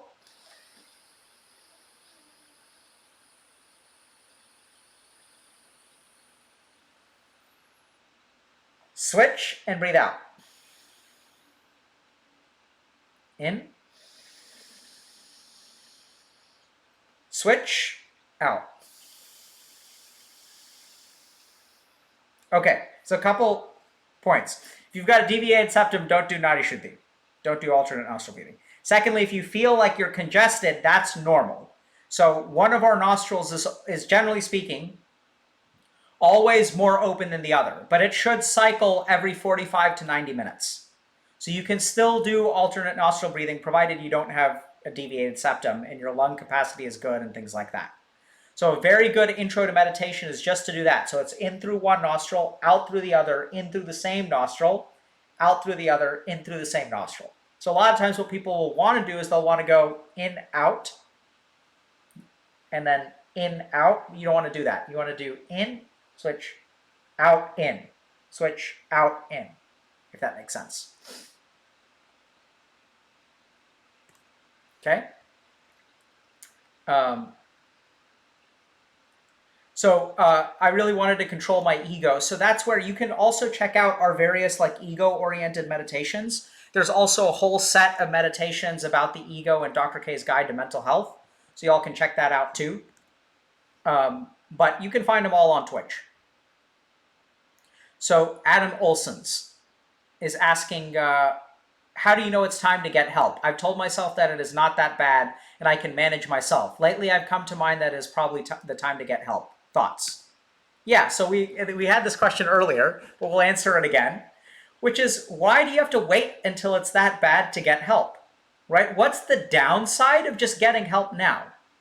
Like, why are you making it difficult on yourself? So this is something that I think we need to increasingly understand. It's like, you don't wait until the point of desperation to ask for help with other things, right? You just, like, it's okay. Like, it's not like, so I'll give you guys just an example. Like if let's say I'm at a restaurant and my water is half full, and then like the waitress comes over or the waiter comes over and I ask them, hey, and they're like, hey, do you need anything? And it's like, well, my glass isn't empty yet, so technically no, it's okay, like I'm fine. And then the waiter leaves. And then like later you run out of water and you eat like a ghost pepper chicken wing. And then you're dying and you only have half a cup of water. And then it's too late. And then where's the waiter? Waiter's nowhere to be seen. Where's the waiter? Where's the waiter? So you don't have to wait until your water glass is empty to get a refill. And I don't know where we got this idea. And I think it's because, there's a stigma that mental health treatment is only for the mentally ill. Oh, you're sick? You need help. You need to get help. You need to get help. Right? It becomes like blaming. Whereas like I would just get help. Just go get evaluated. Right? Just like even if you're managing okay, like why is your goal managing? Where did we get the idea as a society to set the target to managing? Yeah, I'm getting by. Well, like why is that the goal? Like why can't the goal be like, are you happy? Are you crushing it? Is life easy and enjoyable and fun for you? And if the answer to those questions is no, then go get help. Because that's what it should be. That's what you deserve. Right? So like, go get help. You don't have to wait until, when do you know you need mental health support? You don't need to wait that long. Just go get it now. Easy. Right? Why live the next year struggling on your own, waiting till the point of desperation, when you could have just gotten it, you could have just started now instead of waiting for a year, and then you get 1 year of like feeling good about yourself and enjoying life. Instead of 1 year of a steady spiral or decline, followed by desperation, followed by a mad search, followed by putting your life back together because of all the damage you've caused over the last year. And then it's like 2024 and you're just getting back up on your feet. Like, why not just get the help now? Right? Someone saying the shame is too strong. Yes. Yes, it certainly can be. So just think about it, right? That's where it's, once again, inner conflict. Part of your mind says, oh yeah, this sounds good. Dr. K is making a lot of sense. Other part of you is like, I'm ashamed. Don't ever get help. I can manage. I can do it on my own. Why do you need to do it on your own? So listen to that part. Have compassion towards it, but don't let it run your life. Yeah, for people who are saying help costs too much, well, hopefully Ambetter can help you with that. Right? Okay.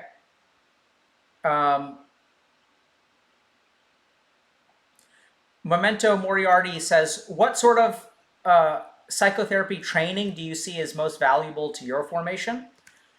So I would say actually for my formation, psychotherapy is not the most valuable experience I've had. I'd say actually like training to become a monk personally was a lot more valuable for my formation.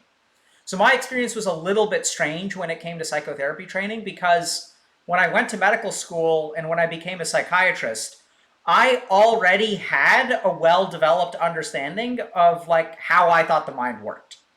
And so when I was learning about people like Sigmund Freud and Carl Jung and Erik Erikson and all these different people, like all good stuff. But they sort of said like, when Sigmund Freud is like, this is how the mind works, I was like, wait a minute, there's a different way to look at that. So personally, for me, I think it's my spiritual training more than my psychotherapy training that has been the most useful for me. That being said, um, I actually really liked psychodynamic therapy a lot. So I really liked the techniques of psychodynamic therapy, and I really loved the techniques of motivational interviewing. So what I really loved about motivational interviewing is that it's about like actually doing things.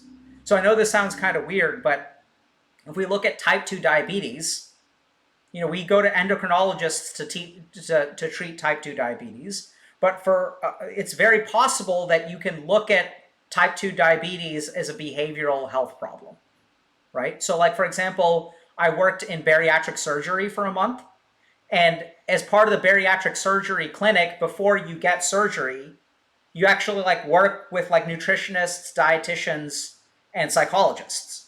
So they have a behavioral health approach. And the truth is, if you can change your behavior, you may be able to make an impact on obesity or type 2 diabetes without having surgery. And so it's really interesting. And so what I really liked about motivational interviewing is it's about helping people actually like make concrete change in their life.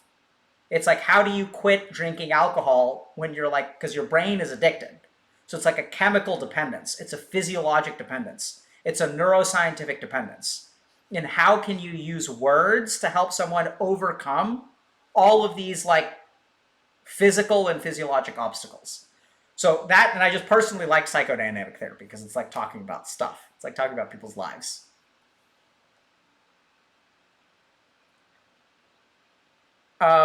So we have a question. Swemret saying should I go see a psychologist or a psychiatrist? Goal is to improve your life quality. I would say it's not about the professional certification. It's about like what that person's approach is. So there may be psychiatrists who will help you in that way, and there may be psychologists. It's more about the person. A lot of psychiatrists will be focused on medication management, so it just sort of depends. So you may not want to see someone who's like med management oriented. You definitely want to see someone who's going to do like psychotherapy oriented stuff, and then see what their background is. Just ask them.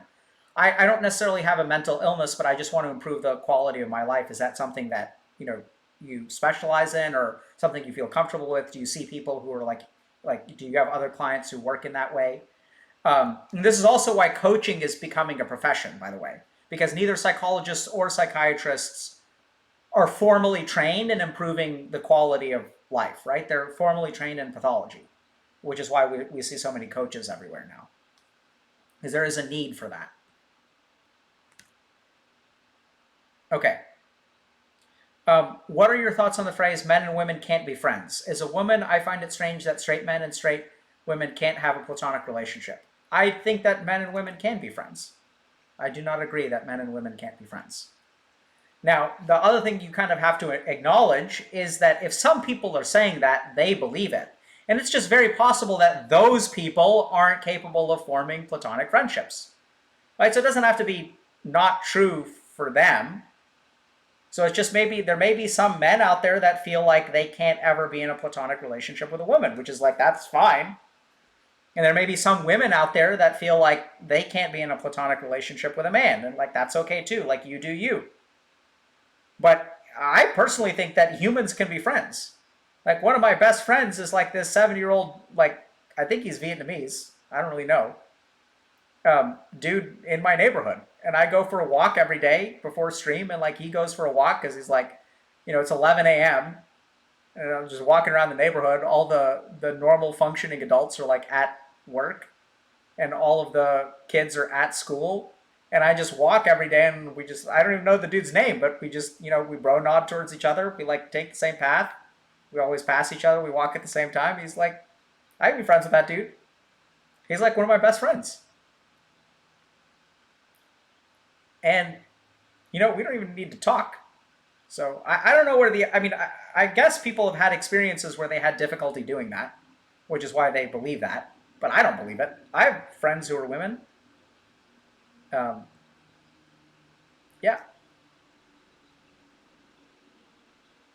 So I don't agree, but you got to remember that,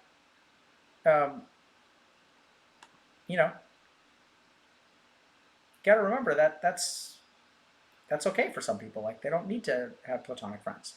Now, I think it's important. The interesting thing there is that, if you're dating someone who has a certain belief and they're imposing that belief on you, that hopefully is like an opportunity for discussion, right? Where you can kind of push back against that a little bit and say, hey, I understand that may be true for you, but I've been able to have friends and it hasn't been an issue for me. What if you're attracted to them, says Mirror Ego? Well, then you're attracted to them. So what? Every time I go grocery shopping, I walk by the bakery and I see some delicious cakes. It doesn't mean that I have to buy them or eat them. You can have attraction and go about your day. Right?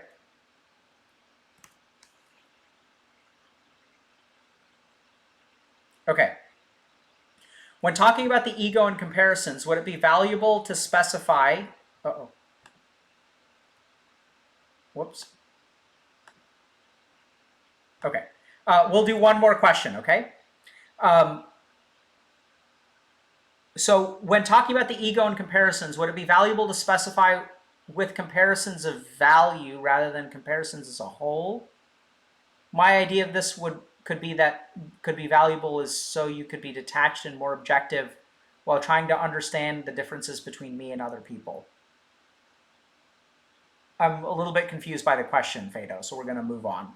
I'm sorry. It seems like a good question. I'm just having trouble understanding it.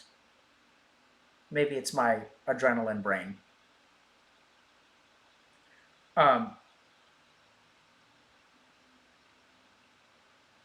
Okay, so we'll do one more question.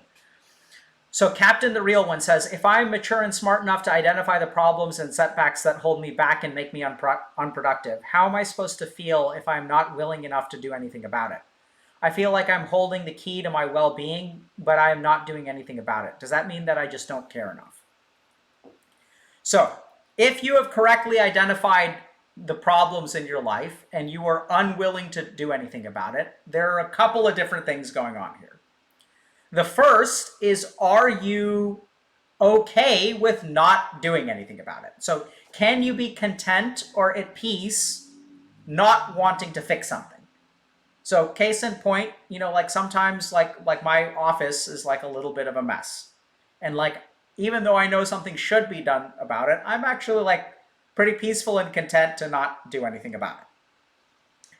So if you can be content, then I think that's fine. Like if you have a problem and you're like, yeah, this is just going to be like, I'm not going to be perfect. I'm okay not being perfect. This is going to be something that's tricky for me. No big deal. If you can be peaceful around that, that's totally fine. So you can just accept that you are not wanting to do anything about it at this time. That's one option. If you have trouble doing that, which I suspect is the case with this, because, I feel like I'm holding the key to my well-being, but I'm not doing anything about it, implies to me that this person does not have well-being. Generally speaking, if you accept some of your flaws that way, generally speaking, you're going to have like a sense of well-being. So then the question becomes, are you accurately diagnosing your problems and setbacks?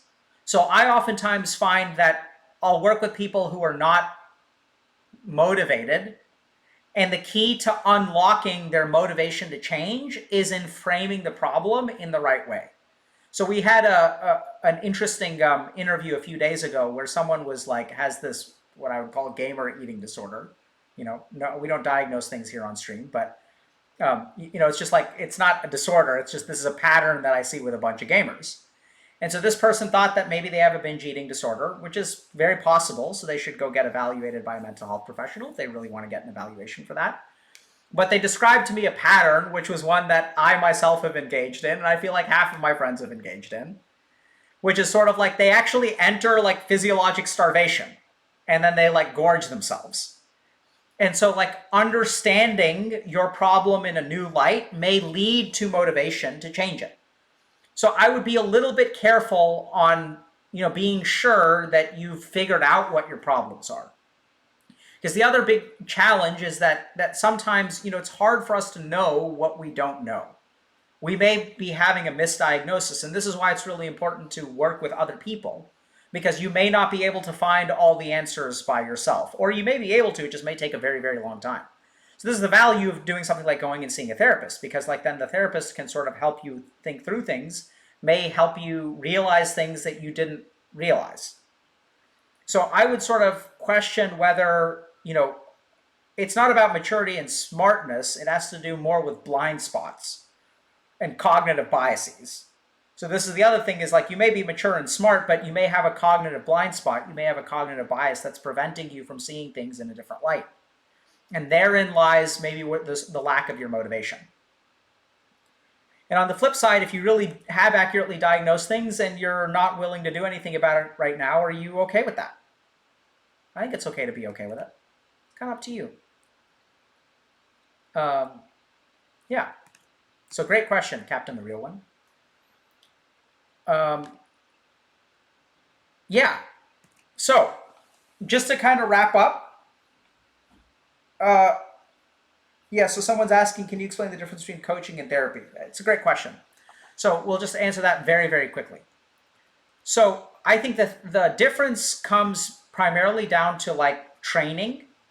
So the first thing to understand about coaching is that coaching is completely unregulated and does not have any kind of standardized training. So with a coach, you have no idea what you're getting. Like there are certifications from the International Coaching Foundation, International Coaching Federation. But those programs tend to be like a variable quality as well. So the first thing you've got to understand about coaching is that you're not guaranteed a certain degree of quality. The big difference though, and I think the reason that we're seeing coaching exploding across the world is because historically, therapists have not been trained in a lot of things that are important to people. So if you look at the training of a therapist, it's going to be, generally speaking, pathology oriented, right? These are medical professionals. You have doctor-patient privacy when you go and you speak to a therapist. Therapists will go through licensed educational things that enable them to deal with patients. Patients means illness. Illness means pathology. So this is dealing with depression, anxiety, things like that. I'm not saying that therapists can't help you find happiness in life. I'm just saying that's not what their formal training is in, right? So you may have people like who study things like Erik Erikson, which is a good example of like stages of life, like people have conflicts. It's about, becoming like a, complete human being who feels satisfied with your life. So we do learn this stuff. It's just not what our emphasis is on. So when I think about my rotations as a medical doctor, it's like working on an inpatient unit where people are actively psychotic. It's working in a clinic where people are addicted to drugs, right? So it's like primarily pathology focused. Coaching is not focused on pathology. It's focused a little bit more on like goal setting and goal achievement.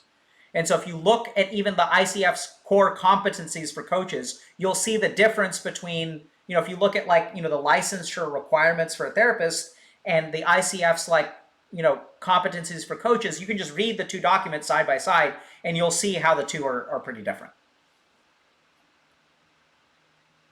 Is counseling the same as therapy? So yes, generally. So this is where things also get a little bit complicated, because in some parts of the world, counseling is used as a synonym for therapy, but coaching is not the only non-therapy counseling sort of profession. So I'll give you guys an example.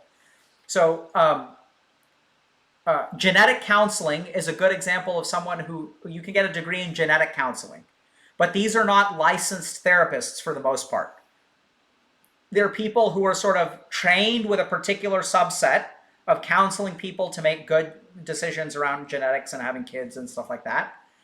And they're not necessarily licensed therapists, but they like offer a particular, value outside of therapy for people's mental health that's like very like domain specific. So there's a lot of different professions that are kind of cropping up.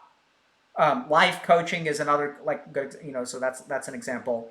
But then you'll also have like, applied, ABAs, applied behavioral analysis, which I think may not actually be, so I think you can be an ABA and not technically be a licensed therapist in the United States. So there are like different kinds of professions that will do this sort of thing. Other examples are organizational psychologists.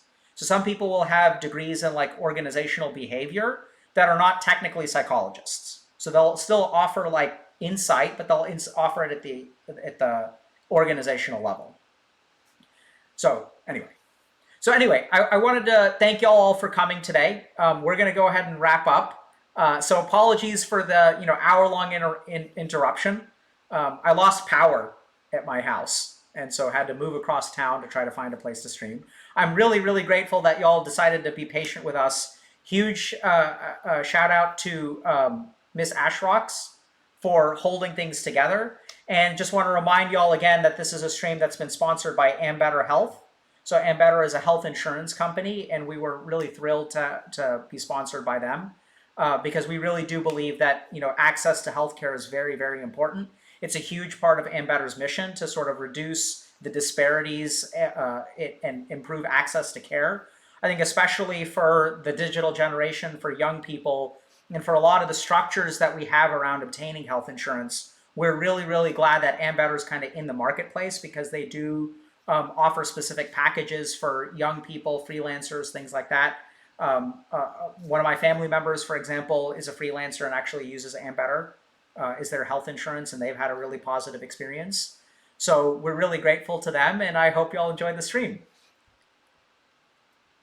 And who are we rating, chat? Yeah, we can rate Sid. Oh. Let me see if I can do it from here.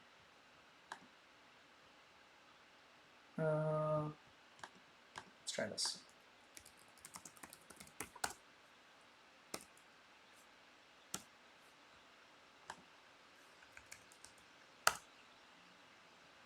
There we go. Let's rate Sid. Send Sid some love. And we'll read a small. So you guys be prepped for a small streamer on Wednesday. We'll rate a small streamer on Wednesday. Okay. Take care.